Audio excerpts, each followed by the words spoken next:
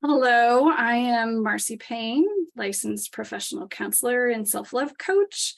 And in this video today, I've invited a guest, Katherine Bird, to help us explore the topic of being an empath, how to know if you are one, how to better take care of yourself, especially if you feel like you are absorbing other people's emotions and problems.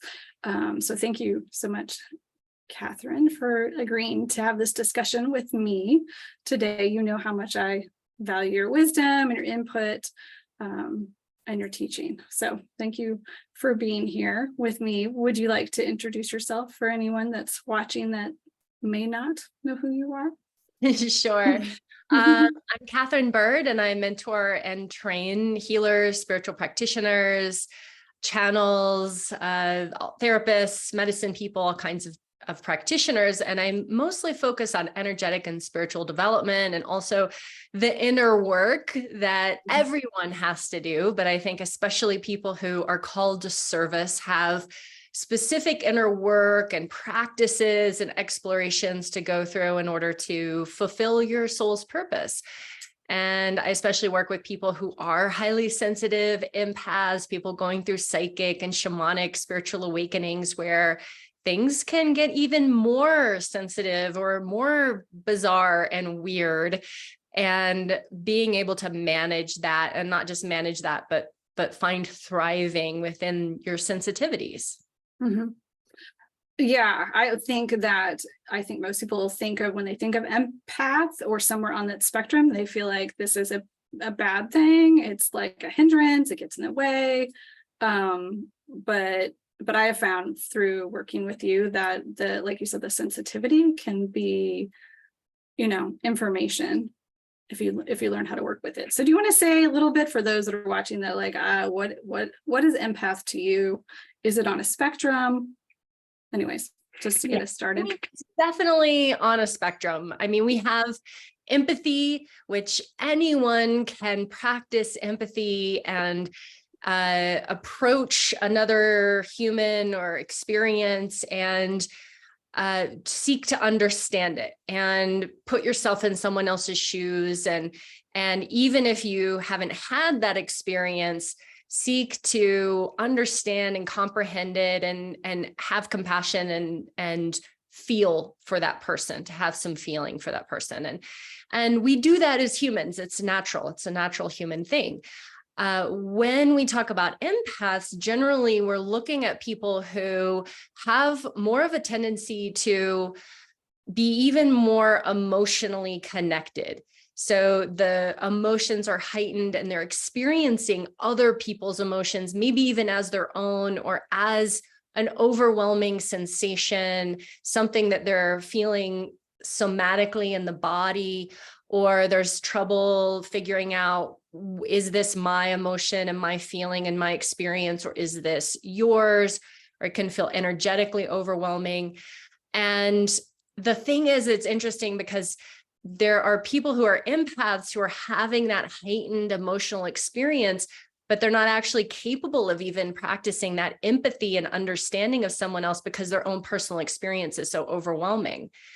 So I think that's why it's important to understand ourselves and why we might be having this experience, and then how we can develop so that it's not overwhelming and it is something that we can use as a tool to feel, to be open, to have greater empathy and understanding, compassion and care for others, and to be able to relate to people in a really deep way, which helps other people be able to heal.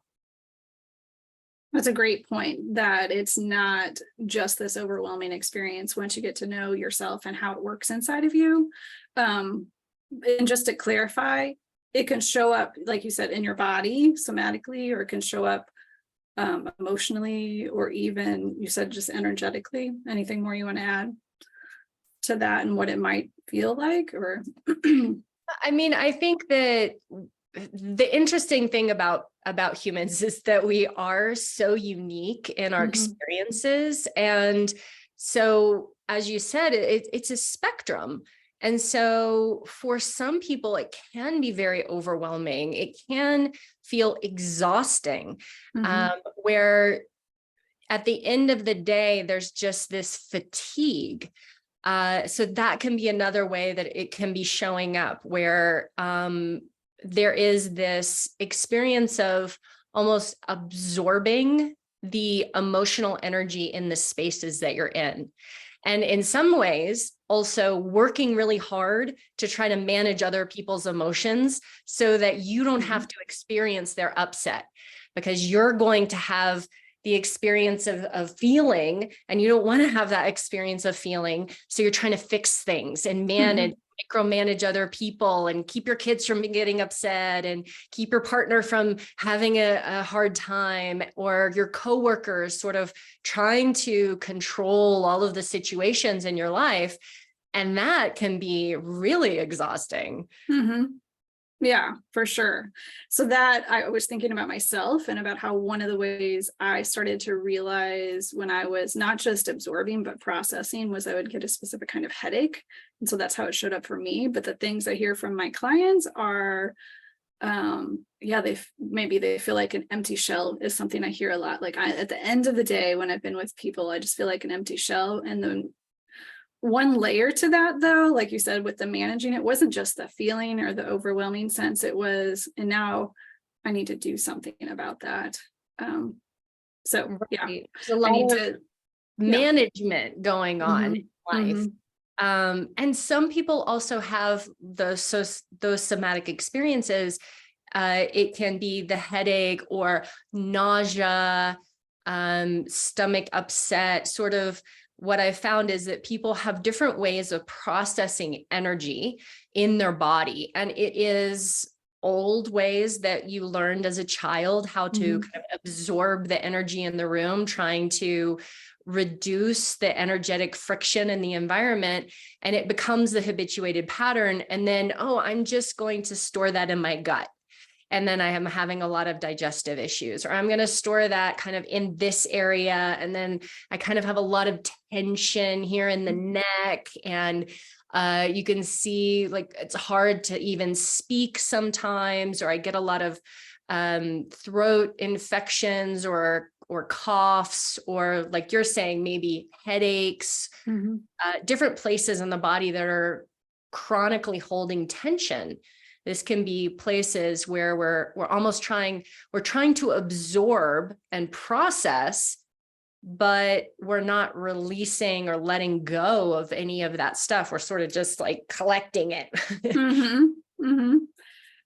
This question just came to me. Do you feel like, are we born with these abilities? Obviously, empathy, for those that are in tune with understanding what it'd be like to be others, is natural. But as far as like what we're talking about with just being really in tuned with others in this way, do you feel like that's something that's created in our environment because we were in an environment where people were projecting? I mean, I don't know when you're ever in an environment when someone's not projecting, but over projecting onto us, and like you are responsible for your parents or your partners emotions or well-being. Do you feel like that brings it out or enhances it, or it would have already always been there? What, I'm just curious. I think it's both. I think it's definitely both, because we know that there are certain characteristics that we seem to be born with. There's sort of ways of being that are very natural and normal for us. And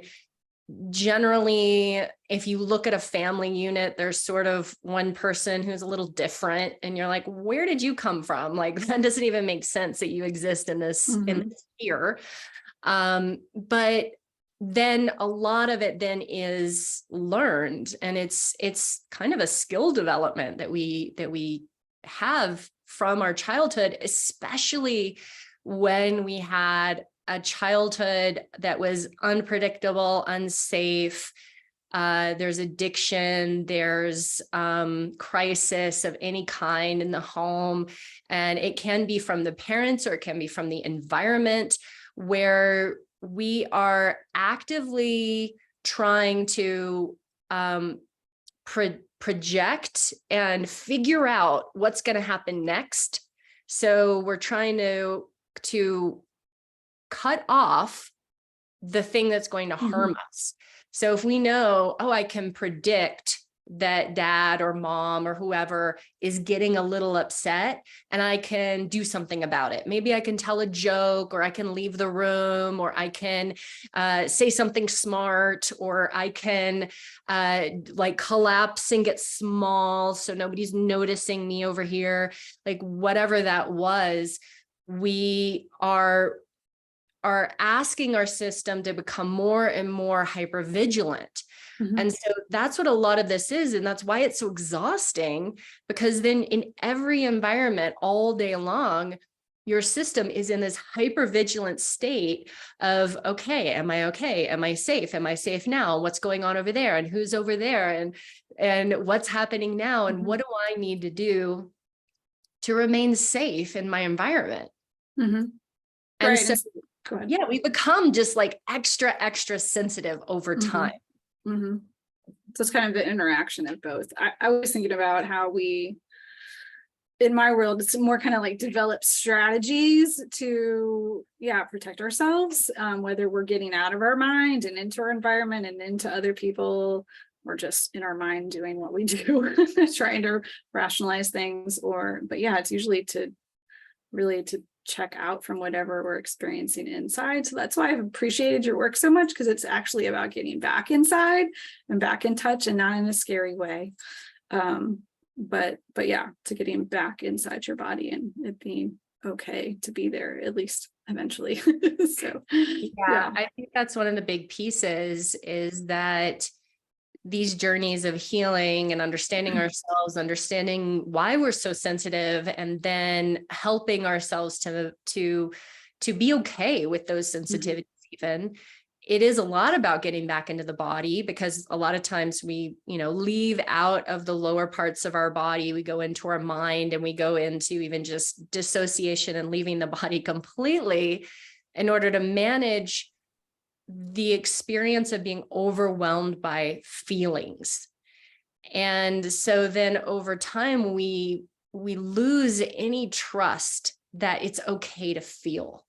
And we create beliefs that if we start to feel what we know is there underneath everything, we will completely implode. We will just die. Even it can feel that scary to feel our own feelings, and to feel even like the environment that we're in. And so there is this process of coming back into the body and learning how to be okay with, oh, that's a very uncomfortable feeling, and I'm okay. And I don't have to react to it. And there are things that I can do for myself that are going to help me be able to be more okay with this discomfort that I'm experiencing. I was thinking about how there's so much contraction within ourselves when we're doing my client work, or with myself, so much contraction around whatever the sensation is or the feeling. And a lot of times like softening to be with whatever it is, and then realizing, oh my gosh, I can actually be with this part of me, or this whatever I'm holding.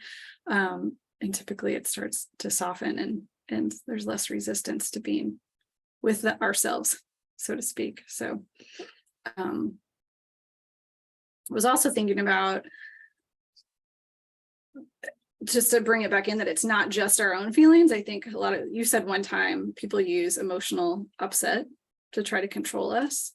And so I was thinking that kind of plays in with these abilities. If people are in your life that are not sure what to do with their own stuff, and then they're kind of putting that on you, or trying to get you to make them feel better. Do you feel like that plays a role too? Yeah, I mean, well, just consider if someone is struggling with being able to be with other people's emotions and the experiences around them, then that person actually is quite manipulatable by other people's emotions, because you're willing to do anything not to have emotional upset in your experience. Or if there is emotional upset, you're willing to modify and change, maybe change your values, change what you want, change what you need, in order to try to soothe other people in your environment. So you can end up becoming quite lost in even what you want or what you need in your life, because you're trying to take care of everyone else emotionally. And we know that there's the whole narcissist empath dynamic, and people who are capable of really manipulating that sensitivity. Yes, for sure. I was thinking about how you basically just spoke directly to the people I work with about, yes, that is what they struggle with, but there's a certain sense of fed upness, like fed up with not knowing who they are, not being okay. So I've found that in people's journey, there has to be a certain level of like, I'm actually tired of experiencing all this suffering in order for something to change, in order for them to try to risk saying, this is what I want, or this is what I don't want. And so, yeah, I was just thinking about that has to be part of it. Otherwise people will just keep going because it is so patterned and so automatic at some point. Right. And then it can turn into this martyr experience of just kind of giving yourself over to everyone else's wants and needs. And I think that fed upness, that's a space where we start to see that there is a need for healthy boundaries in your life. Like that is okay for you to have wants and needs, and to advocate for yourself, to take time to figure out what those things are, and then to have these uncomfortable conversations that need to be had to be able to take enough time and space for yourself and get what you want in life. I think that there's a tendency, a lot of times we've been very conditioned, and this is very common for women to be conditioned this way, that your job is to take care of everyone, and when you have kids, that's your 100% focus, that you almost don't exist anymore. And then there's this interesting journey where you're like, okay, well, that makes sense. I have a baby and I have to care for this life, and you go along. And then at a certain point, you realize, wow, I'm lost, and I'm overwhelmed. I'm frustrated. I'm fatigued. I'm burnt out. I'm not doing what I thought that I would be doing. And where am I? And, I think that's a great place where you show up, is like, okay, let's figure out all of this stuff. But, I see that journey over and over for people who do go down that road of, well, I have to, in order to receive love, in order to receive, like my community, my family accepts me, that I have to behave this way, where I don't like, almost like I don't exist except for as a service person. Right. And what I've watched, once they start setting start setting boundaries, you quickly learn though who legit you can have boundaries with, and who's going to respect them, and who just wants you to serve them. And that can be, I think that's kind of scary for people to like, I'm going to put myself, I think it's about belonging, but I also think they have a sense that there's going to be some people that like, actually, no, it's not going to be okay that you have needs. I need you to serve. I mean, I'm exaggerating, but in some sense that there has been these patterns really established, and people feel threatened, I think, when you start setting boundaries, and because they might have to change too. But yeah, absolutely. And sometimes it can take, especially those really established boundaries, a lot of times with your parents, those boundaries could be 40, 50 years old. And so that can take years sometimes of self-advocacy and saying no and not taking on their emotional upset, right? Because there's this thing where when you're willing to be someone's emotional sponge and let them take out their emotional upset on you, everybody gets emotionally upset, everybody has feelings, and it's okay for people to have feelings. But if people have become conditioned that you're the person who's going to absorb their emotional upset, it can exponentially increase when you start saying no. And sometimes you have to put up harder boundaries and say, yeah, I'm just not going to have this conversation with you when you are behaving like this toward me. When you want to have a calm conversation and I am absolutely here to support you, but when you're not being mean to me or taking it out on me, then we can have that conversation. And sometimes you have to repeat this over and over and over again in your relationships. And it's not easy. So a lot of people would rather just give up. Right. Do what they've always done. That's why I feel like there's a certain sense of, I have to be fed up with something, whether I'm fed up being exhausted or fed up being empty or fed up being resentful or fed up having these relationships where I feel taken advantage of, whatever. There's some level of frustration that I feel like gets people moving in a different direction. I've also seen the flip side with boundaries. I've seen that they generally do want to support whoever it is that's turning to them, but there needs to be choices. There needs to be like, is it okay that I share this with you right now? Am I able to support that person right now or not? Or is this how I want to support them? There just needs to be more freedom and choices and all that. So yeah, I mean, what I've seen is that generally things do get better. You know, you might go, oh, wow, this is really hard. This is really uncomfortable, but that over time it does get better. And I know that for me, I've had a very kind of absorbing relationship in a lot of ways, very overly close sometimes relationship with my mother. And, you know, I've had a lot of struggle over the years with boundaries and with, you know, her insistence that love looks like this.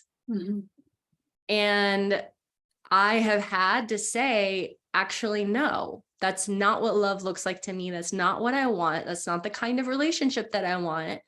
And if you want to have a relationship with me, I love you and I want to have a relationship with you. And this is what this is going to look like. And I've found that over time, it actually has improved our relationship a lot because I'm no longer resentful. And that's one of those things that it's like, are you sick of that? Are you sick of being resentful of the people in your life that when you see their phone call coming in, you're like, oh, but you feel obligated and you have to take care of them. You have to take care of their emotional needs. And I think a lot of people also, they come to this like that exhaustion, overwhelm, fatigue, and then a lot of times health crisis will send people into like, wow, I have let myself get sick, out of shape, disconnected from healthy eating and healthy habits and taking care of my body. And some kind of health crisis will come up and they'll realize, oh, wow, this isn't just about food. This isn't just about exercise. This is about something much, much deeper in my life where I'm not taking care of myself at this fundamental foundational level and kind of having to go back and learn because we were taught properly. We don't know how to do this. So we have to learn how to do it. The nice segue into my question. And first, agree that the more you set boundaries in a way that isn't like in retribution or revenge or in an angry way, and it's just more like, this is actually what I need and it's okay that I want this, and you know, the more that you do it, the easier it definitely gets because you realize that you feel like strong that I can do this. I can hold on to this even under pressure, inside or outside. So, but besides boundaries, what else do you say, since you brought up the body, what else do you say people need to know if this is something they're struggling with? Like, how else do they take care of themselves? So that, yeah, they can learn how to take better care of this aspect of them. So in my perspective and a lot of work that I do, there is the need for physical, energetic, and emotional movement practices that we have to understand that the emotions that you're experiencing, they are energy. They're, energy and motion is an emotion. And that when we've become really proficient at absorbing emotions and stuffing down our own emotional truth, that it collects and condenses and stagnates inside the body. And that is some of what sometimes people are very tender in their body, or they feel even like puffy. Like, oh, I feel like this weird, tender puffiness in my body. And some of that is just the stagnation of life. So movement, breath, sound practices, these are really important. And they can be super simple, shaking your body all over and breathing out your mouth. Making big sounds and sighing noises, shaking your whole body every single day will really help you to release the stuff that you've collected from other people. So when you get home from work at night, just like go outside or, take your shoes off and just shake your whole body and just make weird sounds. And that will help you to shake off other people's stuff you've collected during the day.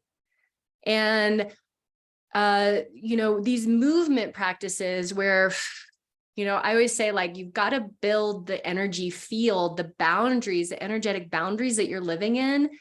That is just as important as the saying no and stating what you need. Like, you have to understand that you live inside a boundary bubble and be building that with movement. So moving your arms is really important. A lot of people never move their arms. They never put their arms over their head. So you want to start moving your arms and creating space for yourself with your breath. Like, just imagine I'm creating space from everyone in my life. And I'm creating space in front of me, and I'm creating space behind me. I'm creating space above me. I'm creating space below me. And I have space for myself. I have space for myself to live, to breathe, and to then be able to feel what it is I want and need from that space of I'm not congested and compressed by everybody else's stuff. So these movement practices are really important. Of course, there's so many movement practices and so many things you can be doing, but simple things actually work a lot, really, really well. But you might feel some stuff, and that's why people don't do them. I find the opposite, though. I find that once I start vocalizing, like, not, with making noises that I just want to make, or the sounds you've taught, like, I find, oh shit, there's all this stuff in here that needed to come out. So I find the opposite. I find relief, but yes, I know that people have different experiences, where I'm like, I didn't even know this was in there. Right. So, but that's that fear that you were talking about, where there's this idea that if I start feeling, I'll never stop, or if I start crying, I'll never stop. So I just won't. And then all that repressed grief that we're holding on to, it harms us over time. It makes us sick. And so we have to start moving it. And then when it starts moving, you're like, oh, wow, yeah, there is stuff here. And okay, I'm crying. And I'm crying not because anything's really happening. Like, I'm just crying because there's a lot of stuff I haven't processed from maybe my whole life, and I'm just going to cry. And sometimes you cry for a while. Sometimes you cry for days. Sometimes you cry for weeks. And every day you're like, wow, I'm crying again. That's crazy that I'm crying again. But you start to learn how to have a different relationship with it, where you're like, oh, wow, I'm crying. This is great. I'm so happy that I get to have this experience. I get to feel this emotion and cry and get it out of me and stop holding on to it, because it's the holding on to it that really harms us. Or the resisting. And I would say if people are really uncomfortable, to have a guide if you need to for the beginning of like, I mean, I know that's part of what I do is just like it's okay to let this stuff out and cry. And but yeah, it can feel very tender to go in there. There's in my world, it's more like parts of us trying to protect us from going there. And but when you do, most of the time it's, yes, there are fears, but most of the time it's like, oh, fuck, that needed to happen. So, and then some of the things I hear is like, oh, I could actually work through this and it not be that I have to be mean to myself. I could actually be loving and compassionate and meet myself in that way when I'm having these feelings. And they're actually really surprised that it could look a different way. So, anyways. Because like through that, you do become more self-loving. You don't have to try to love yourself. You just start to notice like, wow, I'm amazing. Like, look at me. I'm so great. I'm like, I'm able to be with the hard stuff, and it's making more space for the good stuff. And it does make you naturally more self-loving and self-compassionate. And but you also see your power. You start to see that you are capable and powerful, and that there is so much beauty in yourself as a human because of your emotions. Because those emotions that are painful, and they're just signs and signals of how deeply that you are capable of feeling, how much you're capable of loving. And that is what we need more of. We need people to be really connected to their feelings and to their ability to love so much that it hurts. And to be okay with that, to be okay with the fact that this life is both so beautiful and so painful at the same time. It's messy sometimes. It is. Yeah. And everybody thinks that they should have it all together. Like they think like they should have figured it out and they should have gotten through it. And what happened in the past should be in the past. And, you know, it should not be a big deal. And they're making a big deal out of things and all of this judgment and shame. But the reality is it's like, well, you just are where you are. And it's okay to be where you are. And the more that you are where you are and you feel what you feel and you really experience what you need to, actually, the more that you move past it. I almost don't know what to ask you out of all that, because that was beautiful. And I can't wait to share some of this. I did want to bring it back to the movement and then segue into, if people want to learn more from you, how could they?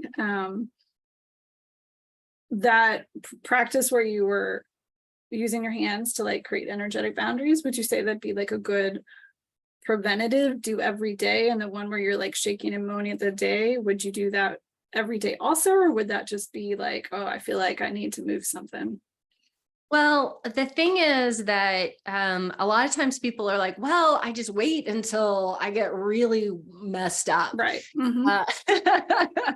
It's like waiting until your house is a complete wreck and there's just trash all over the floor before you clean it.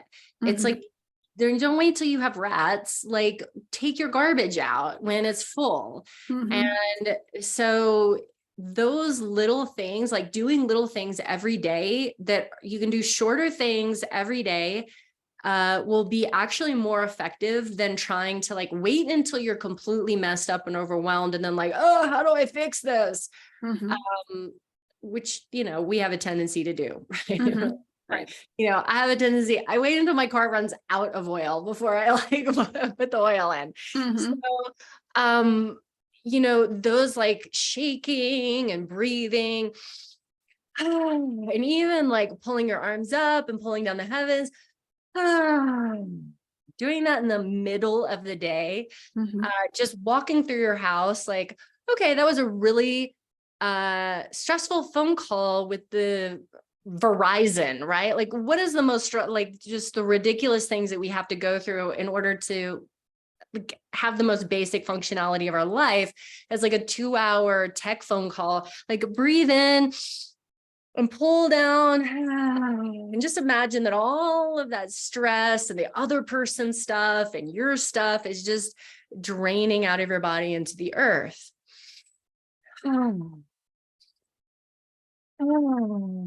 And do it again. And the thing is that when you take those long, slow exhales out of your mouth and you elongate the exhale, you're activating the parasympathetic nervous system. So you're helping yourself to relax and rewire your nervous system so that it actually has a better orientation towards stress over time. Because it's like, oh, I actually am discharging this experience that was stressful. So now my system is starting to recognize, oh, I'm actually okay, even in this stressful experience, because I know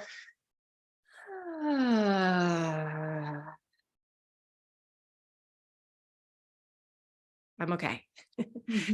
And then, yeah, this exercise of breathing in to the heart and pressing out. And I like to press really strong because when you get your muscles involved, it just does something, you know, it's like, oh, I'm really working here. So it's back to the heart and pressing forward. And you can imagine that someone that you're really annoyed with is just getting further and further away from you. You don't have to think about them anymore. You can imagine that you're lifting your, you know, all your tasks from your job just off of you, and they're just floating off into space, and inhaling to the heart and exhaling and anchoring everything down into the earth. So you're starting to build this protective field, but it's protective just because it's more of you that's existing. It's not that you have to put up some huge barrier between you and the world. You're actively seeking to process your repressed emotions and energies through things like shaking and sighing and making weird sounds and dancing and jumping around and putting your hands and feet on the earth and breathing deeply. And then you're creating space for yourself. You're welcoming in something new and bright and beautiful to fill you up and to radiate out from you. And within that, you start to become more robust and less like, oh God, everything is coming at me. Everything is getting in me. Everything is so confusing because I can't figure out, is that me or is that someone else? And that's one of those big struggles that people have, like, oh, I mean, it's a huge breakthrough to even consider. That might not be me. That might not be my shit. That might not be my emotion. That might not be my thought. And then from there to go, oh, well, okay, maybe that doesn't need to be me. Maybe that I don't need to be that person. I don't need to be that emotion. I don't need to be that thought. I can move it through me with these practices, and then I can become someone new who is me, but a different version of me that's more capable of being present with the world. Yeah, like more fully you without being blended or taken over by outside or inside stuff. So, yeah. And it's not like bypassing. It's not Mhm. like, oh, I'm not allowed to feel this emotion. Mhm. I need to be happy all the time. Like nobody is happy all the time. That's not real. I mean, there's probably some weird people who have some sort of brain, I don't know, defect maybe. But that's not real. It's not that you don't have feelings and emotions and hard times and experiences and stuff. And it's not that you're trying to talk yourself into not experiencing what you're experiencing. It's more that you feel more capable inside of whatever is happening in your life. Thank you for prefacing that, because yes, I definitely hear that a lot. As far as like, yes, I just need to be happy. What's wrong that I'm crying and all of that. So yeah, Nothing's wrong you're if just you're crying. human. Yeah. Yeah, Mhm. it's usually a good thing if you're, Mhm. if you're crying. It's Mhm. like there's something there that wants to be touched. There's something Mhm. there that wants to be Like held. There's witnessed, or yeah. Mhm. out of you. It wants Mhm. out. Let it Mhm. out. Mhm. Like stop holding on to it. Mhm. So if anyone wanted to learn more and study with you in like a medium way, or a tiny way, a big way, like what would be some of the ways, um, or one of the ways that you want people to know about? Because I agree that it's not just a wait till, your car's broke down and you don't know what to do about it. And it's an act of self-care that takes a while to incorporate, and even claim that that's okay to do this every day. But yeah, if somebody is feeling really called and like they want to learn more and have a So regular really easy practice. to find at Mm-hmm. katherinebird.com. And I have a lot of ways to work with me. I do a lot of courses.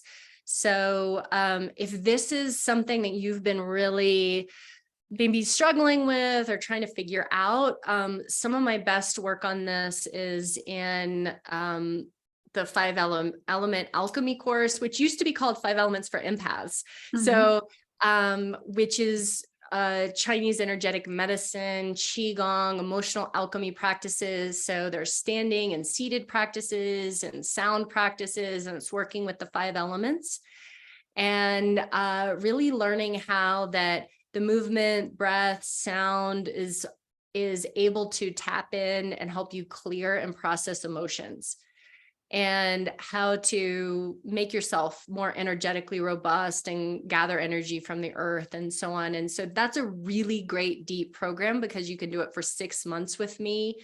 And have access to it forever, but there's 6 months of live calls where you get to do more practice with me and ask me what's going on, and do practice specifically for whatever is going on for you. And so that's one of my main pieces that I would suggest to people. And there's some other little courses on there. So if you're like, I just don't know if I could do this big thing, I have a 5-day chi activation course, which is like, oh, here's some things to get started. And my 5 elements course also has an additional breathwork course, and it has a trauma course. So it really goes into how are we using these practices to rewire the nervous system and sort of the science behind that, which I think is really important to understand. Oh, some of this I'm experiencing, it's just my nervous system. It's just I'm responding to something that happened in the past, and so I can address that and change that. Mm-hmm. And is the shorter one, I know the other one is available on your website, is the shorter Qigong activation there Yeah. that I could link to? Okay. Yeah, it's in the self-study I'll section. find it. Okay. I'll link to all of that when this is out there in the world. And this practice is in the psychic protection course, which is also available. So that's another one that might be good if you're like, oh, I feel like I'd have a few clients that are like, maybe that, but more like self-care stuff probably to start. I would say the 5 elements is how I met Kat, and I took it in 2021, and I just used it today. So I would say I'm still, I don't know, it just was really calling to me. I actually felt like maybe this was some sort of like I should have been in Chinese medicine in my past, or it just felt like really just made sense. So Yeah, Anyways. that course is really robust. It's got a lot of great education. So even if you've never done Qigong before, it's a really great foundation of understanding what it's all based on and why you do what you do. Because a lot of times if you go to because we all know that Qigong is very healing, but if you go to a Qigong class in your town, you will get the instruction of, hey, do this movement and this movement, but you don't really get the underneath, the behind why you're doing what you're doing. And then once you have that why, you can become more intentional and develop your personal practice in a way that whatever's coming up, you can work with it. Cool. I'm very excited to share this. Is there anything else that you want people to know on this topic? Any final thoughts that you want to leave people with? Well, I think that it's important to understand that if you're feeling overwhelmed and super sensitive, and that this is something that we need in the world, and it hasn't been respected, it hasn't been honored, it hasn't been cared for. But if you are this person, you're someone who has a lot to contribute, because you're capable of feeling deeply. And when you're capable of feeling deeply, you're capable of healing deeply and holding space for other people. And that is a blessing. It's just learning how to unpack the stuff from life that have been put upon that blessing. And when you unpack that stuff, you oftentimes will realize that this is the greatest gift that you could have been offered. Okay, well, thank you so much for sharing with us, and I will talk with you soon. Thanks, Marcy. Probably. Okay.